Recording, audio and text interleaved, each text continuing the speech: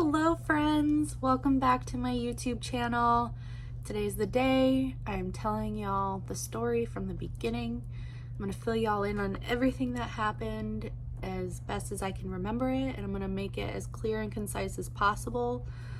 The timeline might be a little bit hard to follow, but I'm gonna do my best. I have some notes taken down so that I can make sure everything is in order for you.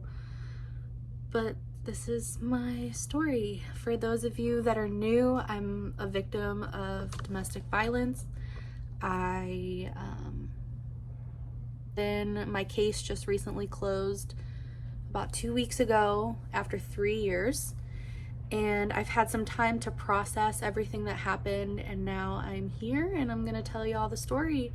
And I hope y'all stick with me, and I hope it can benefit someone somewhere. Somebody can learn something from it.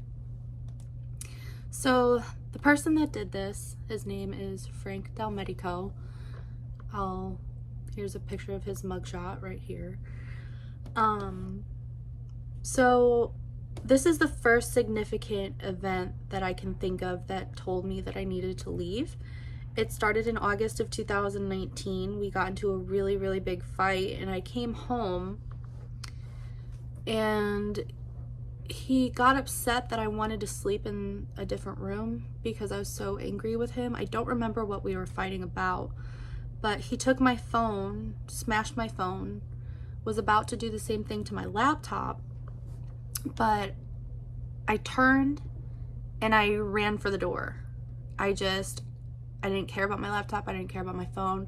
I needed to get out. I needed to be safe and call somebody. So I ran to the door, and he ran way faster than me, and he grabbed me from behind in kind of like a bear hug type thing and threw me across the room. I ended up landing really, really hard, and I got a bunch of bruises. His mom convinced me not to tell anyone, saying not to say anything because I didn't want to worry anybody. I didn't want to worry my dad, my friends, like anybody that was in my life. And that it wasn't a big deal, it wasn't gonna happen again, but she was there and witnessed the whole fight. I ended up a few days later telling one of my really good friends, and we agreed to call the non-emergency number just so that I can make a statement. I just wanted to have some kind of report, something on file, so that in case I needed protection, I don't know, I don't really know what my goal was, but it just felt like the right thing to do. I made sure that when I called that his mom wasn't there, but the officer ends up coming, taking my statement, taking pictures of all of my bruises and everything, and his mom did show up, and she was furious. She was so mad at me for calling the police. The officer ended up asking her some questions.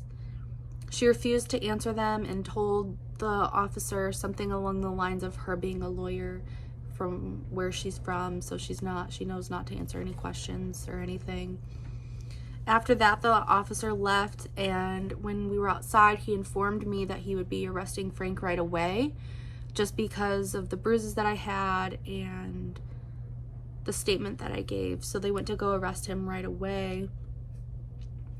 But so fast forward a little bit, it comes time to go to the bond hearing for Frank for the first domestic violence, for him throwing me across the room, and she ended up convincing me to drop the charges. And if I hadn't dropped the charges against him that day, he would have been in jail for a year because of it, and I would still be able-bodied. But hindsight's 2020. It is what it is. I can't change it, and I'm very thankful for my life now, but it was just kind of a kick, you know? So fast forward to September, Ricky and I meet. October, Frank and I break up, and I end up going to Chicago to see my brother and Ricky. Then we fly back to Florida so that I can get an apartment because I kicked him out. Here's the text messages that we exchanged about me being afraid of him and not wanting to confront him face to face, just kicking him out of my house. And I ended up changing the locks. But yes, so Ricky comes back from Chicago with me, because that's where he was living at the time, to help me get an apartment because I didn't need the house that I was renting anymore. Frank was gone, his mom was gone, and I didn't need the space. But that's all I have time for this video. I'm gonna be doing a part two pretty soon. I'll be uploading that as soon as possible, and I'll talk to y'all soon. Thanks for listening.